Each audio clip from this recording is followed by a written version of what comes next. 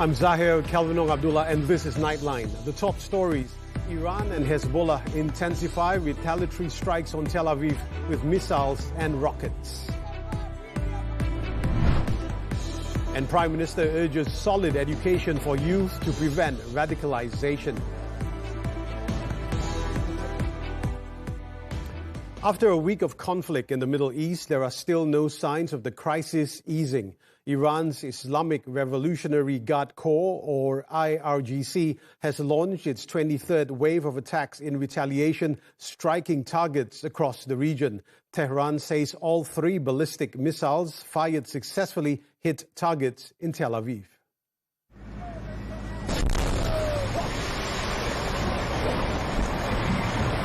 Social media footage shows explosions at Iranian missile sites that failed to detonate as bomb squads rushed in.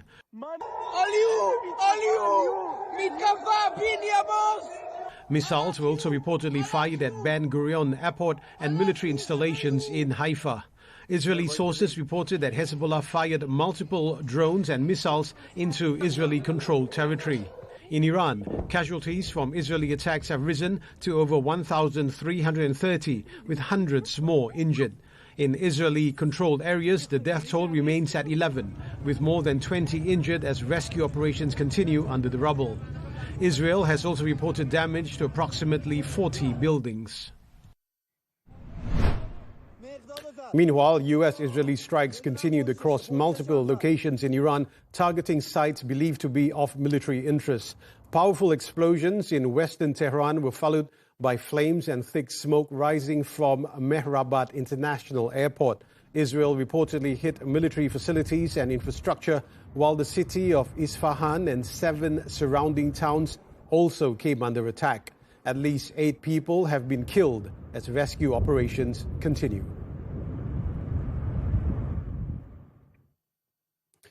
Now, Iran's President Masoud Pezeshkian said on Saturday that Tehran will no longer attack neighboring countries unless an assault originates from their territory.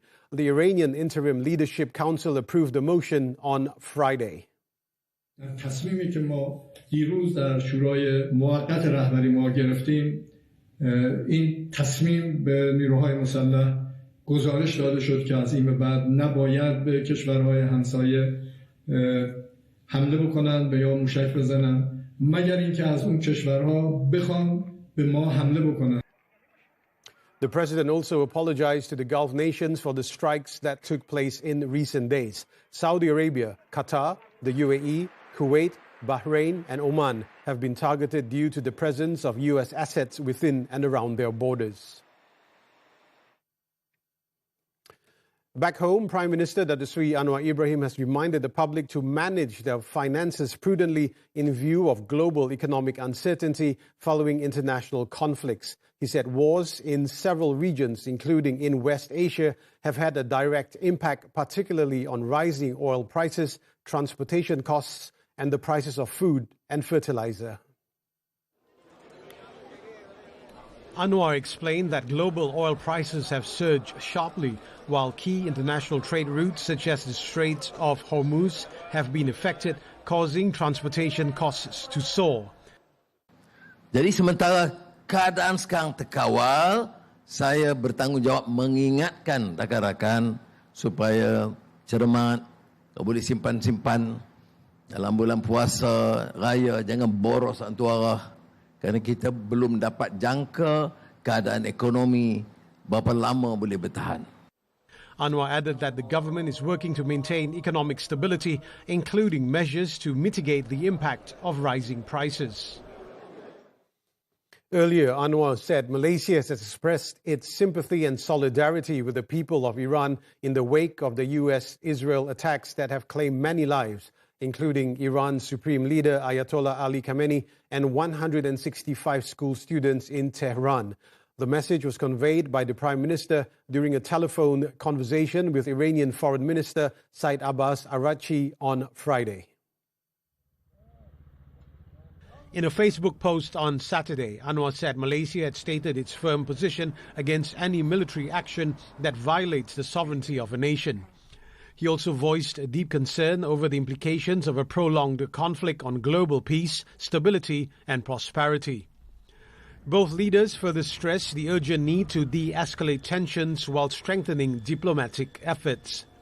The search for peaceful resolution must also continue in order to end the conflict affecting the region, including the Palestinian issue, which continues to demand the attention of the international community.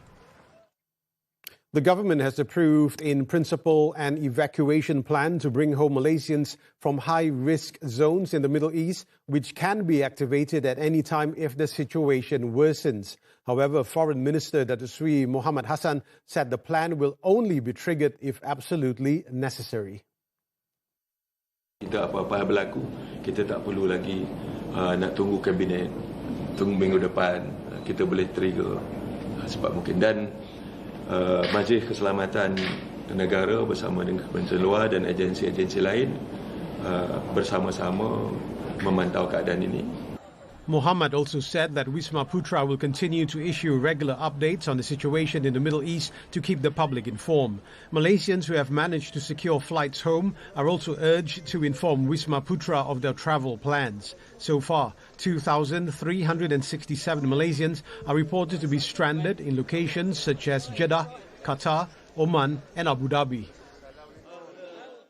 In a separate development, the Prime Minister has emphasized that the younger generation must be empowered with a solid education and awareness to prevent them from being influenced by extremist ideologies or negative external influences. Anwar said without a strong foundation in knowledge, young people may become vulnerable to radical ideologies spread through various channels.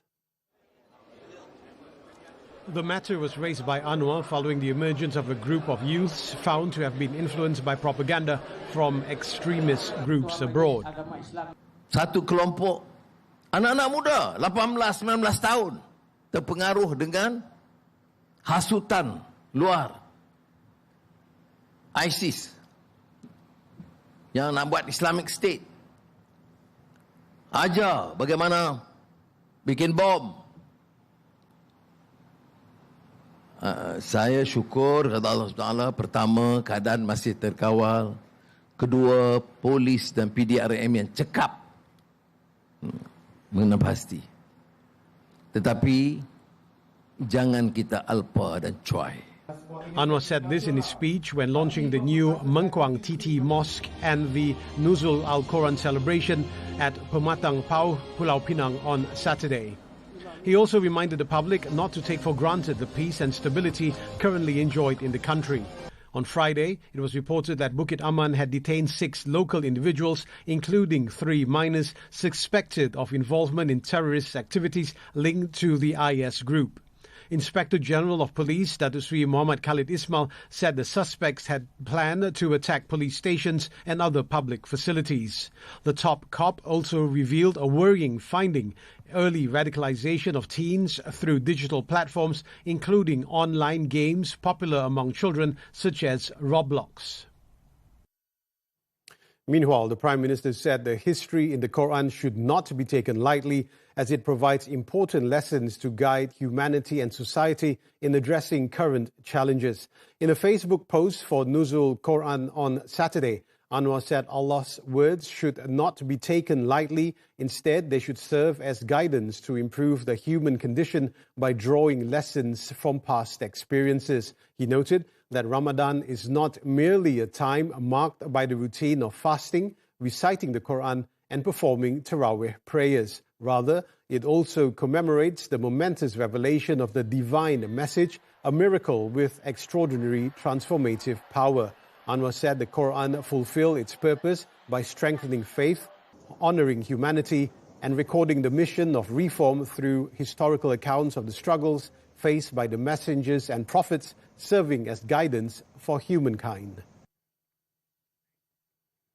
The Prime Minister paid a visit to past spiritual leader Datuk Hashim Jassin, who is receiving treatment at Pulau Pinang Hospital. Anwar arrived at the hospital at 12:20 p.m. He said Hashim was in good condition and wished him a speedy recovery. During the visit, Anwar also conveyed greetings from his wife, Datuk Sri Dr. Wan Azizah Wan Ismail, to the past leader and his family. Hashim was admitted to the hospital on February 18 to undergo a stent procedure.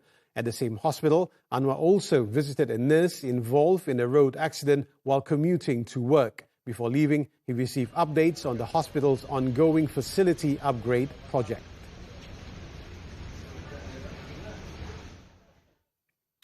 Around 15,000 residents in the Titi Wangsa parliamentary constituency on Saturday received assistance ahead of the Hari Raya Aidilfitri celebrations. Titi Wangsa Member of Parliament Datuk Sri Johari Abdul Ghani said the initiative was aimed at easing their financial burden in preparing for the upcoming festive season. Johari, who is also Investment, Trade and Industry Minister, said his parliamentary office has taken a ground-level approach, going directly into communities to distribute aid. Tak tahu kita akan buat, tapi tahun ini saya pergi dalam kawasan-kawasan. Dia tak datang tempat saya di Pusat Imat, tapi saya buat pergi ke kawasan-kawasan. Ya, tapi pagi ini kat sini, tadi dekat Seri Polis ada lebih kurang 700 orang, sini ada 3,200. Next week jumlah buat 15,000. He said this to reporters after presenting contributions at the Kampong Datuk Keramat Sports Complex on Saturday. The assistance offers residents much needed relief ahead of Aidilfitri. Terima kasih pada Datuk Jo dengan semua atas sumbangan ini. Saya rasa gembira lah. Lepas sikit beban lah yang ada dengan gantung. Itu je. Saya gembira lah kerana dapat sumbangan ni untuk menyambut raya. Jadi saya mengucapkan terima kasih lah. Alhamdulillah, memang tak tahu, memang dapat lah. Alhamdulillah lah, boleh menambah-nambah orang kata apa yang kurang kan. Each recipient received cash assistance as well as festive cookies, with similar programs also held at Flat Sri Perlis Dua and Kramat Jaya. Women are gaining ground in Malaysia's boardrooms, but signs suggest that progress may be slowing down. The 2025 Women in Business report by Grant Thornton shows female representation in senior management now stands at 36.2%, down from 39.6% last year and 40.4% in 2023. Nurin Razmin takes a closer look at what may be driving the decline. In Malaysia's corporate world, women are still missing from many leadership tables. The share of businesses with no women in senior leadership has now risen to 9.3%. In some corporate roles, women are well represented. 57% of chief human resource officers are women. Also, women make up 36% of chief marketing officers. But at the very top of corporate power, the gap remains stark. Only 16% of chief executive officers or managing directors in Malaysia are women. For advocates, the issue goes beyond numbers. According to All Women's Action Society or Awam Council member Eve Lim, cultural expectations and long-standing social norms continue to shape how women are seen both at home and in the workplace. I think the first, the most obvious and the most prominent barrier we're facing is still the cultural side. Because in our cultural context, especially in patriarchy, we still have a lot of expectations towards women that, you know, the father or the man should be the one making money, and the woman should stay at home and take care of the family, take care of the... The gap is also visible in politics. Data shows women make up just about 13% of Malaysia's members of parliament, far below global targets for gender balance. And even when women enter the workforce, many still face difficult trade-offs. From expectation around marriage and motherhood to workplace policies that can sometimes create unintended barriers. For instance, Malaysia's 90-day maternity leave is often seen as progress. But with only 7 days of paternity leave, much of the care responsibility still falls on the woman. You have 50% of populations are women, where you exclude this entire group from your decisions-making process, then how is that going to work? And you only see things from single perspective, single lens. The challenge of gender equality is not only structural. For many women, it is also deeply personal. Counsellors say many continue to navigate the pressure of balancing career, family and societal expectations of what a woman should be. Yet, despite these challenges, women across Malaysia continue to push forward, leading change and opening doors for the next generation. As the world marks International Women's Day, we are reminded that while women continue to break barriers and shape our communities, many still face challenges, from inequality and discrimination to the fight for equal opportunities and recognition. Their resilience and determination continue to inspire change, pushing societies towards a more just and inclusive future. Nurin Razmin, TV3. Soldier killed in horrific crash. More news from the local front after this breather. Sambil berkumpul bersama keluarga tu, bolehlah layan Shreka Ahad Mac ini. Detik. Dia yakin usahanya mencipta time machine akan berhasil. Jangan nak ubah-ubah apa sejarah, tak. Project Baby. Kita yang nak anak. Mak Cu yang dapat Mak Cu. Emma kena bersalin sebelum Mak Cu. Ingat kata sama kita? Masa menyesal. Sama-sama berkat di Shreka Ahad TV3 dan stream sekarang melalui Tonton. Hantu puasa kembali lagi. Tonton dan menang pakej percutian Seoul 6 hari 4 malam untuk 2 orang. Nasib saya akan maut menjemput kamu bertunda. Sertai tonton dan menang Hantu Puasa Belanja Terbang ke Seoul dari 4 Mac hingga 19 Mac 2026. Imbas kod untuk maklumat lanjut serta syarat-syarat penyertaan. Lagi banyak anda tonton, lagi tinggi peluang untuk menang. Berani tonton, Seoul tunggu. Okey kata what api kesalangan. This is why I need makeup yang senang control. Dah duk diam. Bersiap pun berjam. Duk diam, ayam rakan. Tak pernah lah nampak you cantik macam ni, Bek. Tak pernah. So, you nak cakap selama ni I tak cantik lah? Raya Macam Influencer setiap Rabu dan Khamis eksklusif di TikTok dan IG TV3. Hidup content creator kan? Not easy. Untung kau, okey? Dapat hidup macam ni. Siapa tak siap, petang-petang boleh pergi main. Aku nak sangat hidup macam ni. Ya Allah. Okey. Kau kenapa ni? Sedih. Kau nak buat kecoh kan? Aku viralkan kau. Kenapa kena rekod dan dia lepas tu post siapa tengok? Ini kerja kita. Terima kasih pertahankan saya. Saya kan ada. Orchid pun.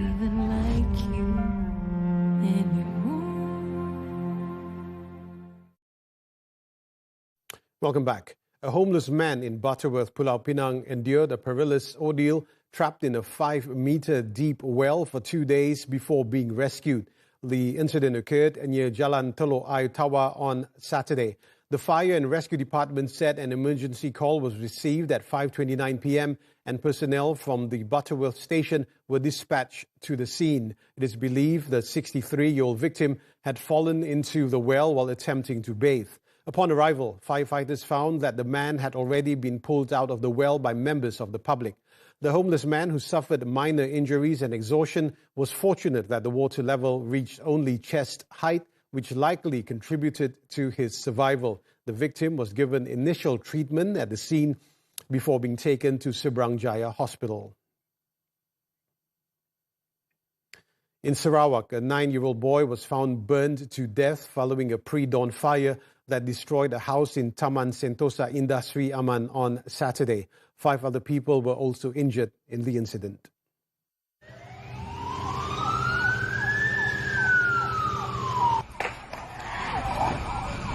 The State Fire and Rescue Department said 6 people were inside the 2-story semi-permanent house when the fire broke out at around 3:02 a.m.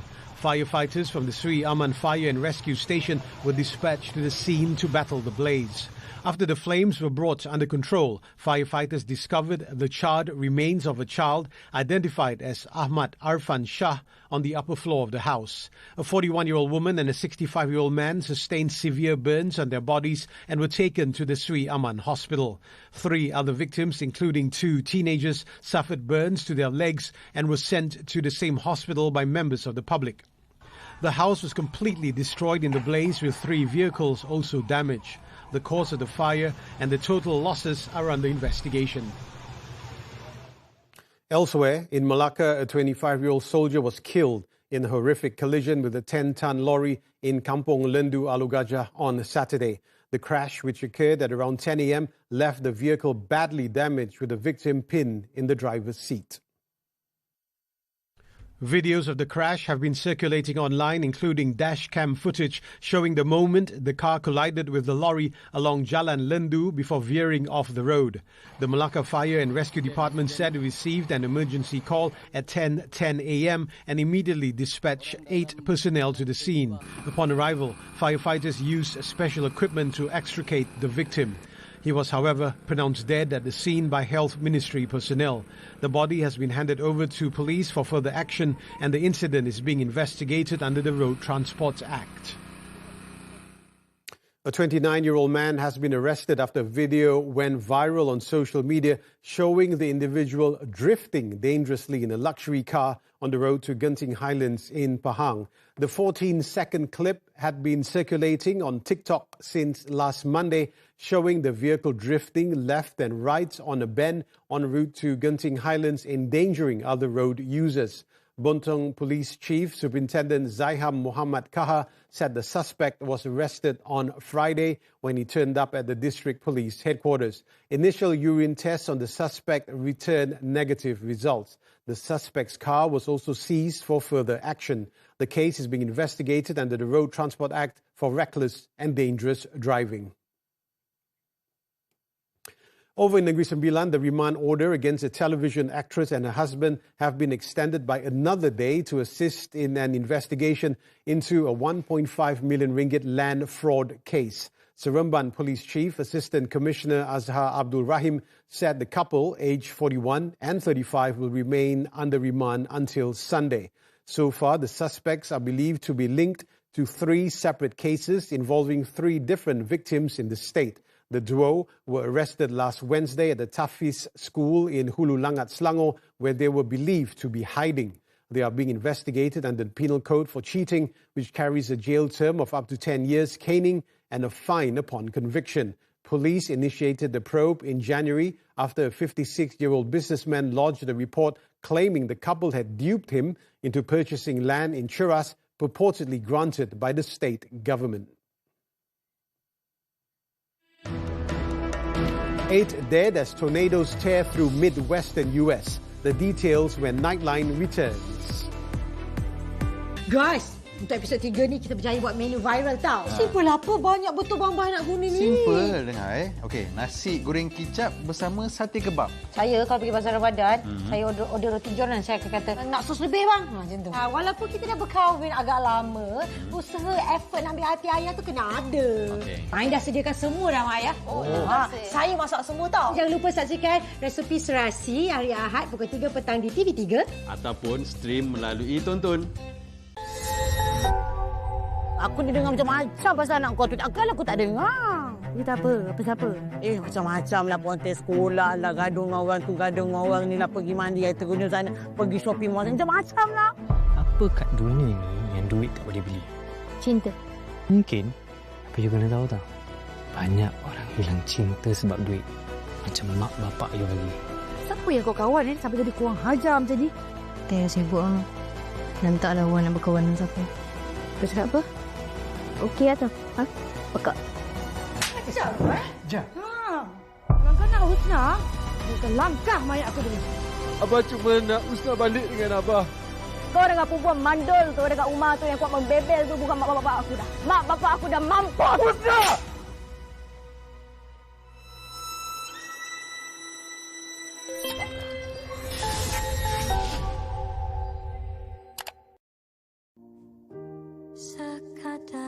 Cinta pertama tidak selalu dimiliki. Kau jangan risau. Lepas ni kita akan pindah hidup bersama. Rasa tak pernah mati. Sikit pun tak pernah padam rasa cinta in pada Ras. Sanggupkah hati melukai mereka yang setia? Kalau nak apa-apa, bagi tahu je tau. Saya tak nak kahwin pun dengan dia. Saya tak cintakan dia pun. Habis tu kenapa nak pastikan yang awak bakal kahwin dengan dia? Khianat yang terpilih, Isnin hingga Jumaat 6.58 petang di Akasia TV3. The foreign front. At least 8 people were killed and 12 injured after tornadoes and severe storms caused widespread damage in the Midwestern U.S. state of Michigan on Friday. Earlier, the storms intensified in Oklahoma, where 4 fatalities were reported. As the system moved north, another 4 people lost their lives in Michigan. The tornadoes caused damage to buildings, toppled trees, and left hundreds of residents without electricity in the towns of Three Rivers and Union City. A state emergency operations center was activated as crews continue to restore power and assess the damage. Nepal's rapper turned politician Balendra Shah has unseated veteran leader KP Sharma Oli on Saturday after Election Commission officials confirmed his victory in their parliamentary constituency. The 35-year-old's party also appears to be heading for a landslide victory nationwide. According to early trends released by the Election Commission, Shah's centrist Rashtriya Swatantra Party, RSP, is on track to secure a majority in the 275-member House of Representatives, the lower house of parliament, although vote counting is still ongoing. In his own constituency in the eastern district of Japa, Shah led with more than 59,500 votes, while Oli trailed with 16,350, with more than 85% of ballots counted.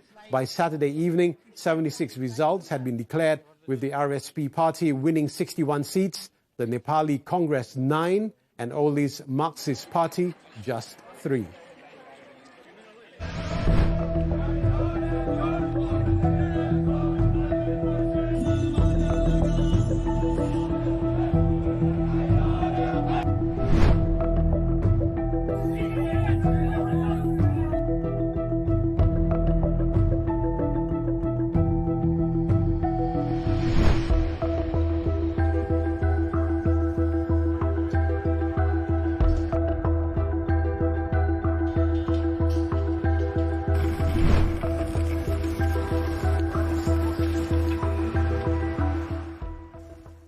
Turning to sports now, cycling and the 2026 UCI World Cup Series. National ace Azizul Hasni Awang proved he remains a global force in track cycling after delivering a Kerin masterclass to win gold at the opening leg in Perth on Saturday. Azizul Hasni, who was drawn 5th behind the Derny in the final, got on the wheel of Great Britain's Matthew Richardson on the second last lap. Richardson hit the front on the final straight but was overtaken by a mere inch by Azizul Hasni at the finish line. Australia's Lee Hoffman finished 3rd. It was an outstanding feat as the 38-year-old, nicknamed the Pocket Rocketman, was forced to go through the repechage route after finishing 3rd in his opening round heat earlier.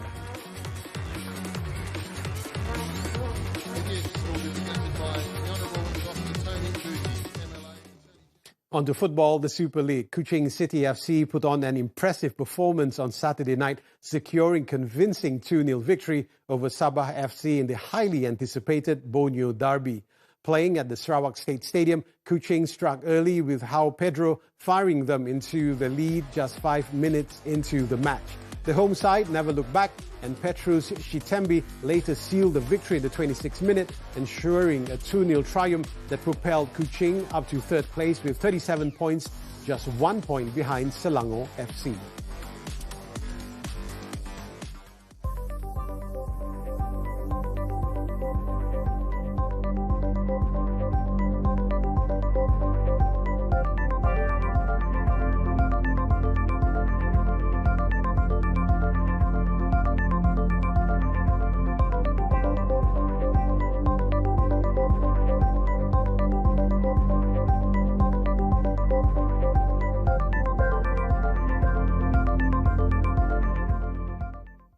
Thanks to unusually thick ice this winter in Finland's Pargas archipelago, some children are now traveling to school by hovercraft. A vessel named Snowvit has replaced the ferries normally used by students to reach their school. Here's a glimpse of their unique journey across the frozen waters as we wrap up Nightline this time around. With that, I'm Zahir, Kelvin, Abdullah. Thank you for watching and selamat bersahur.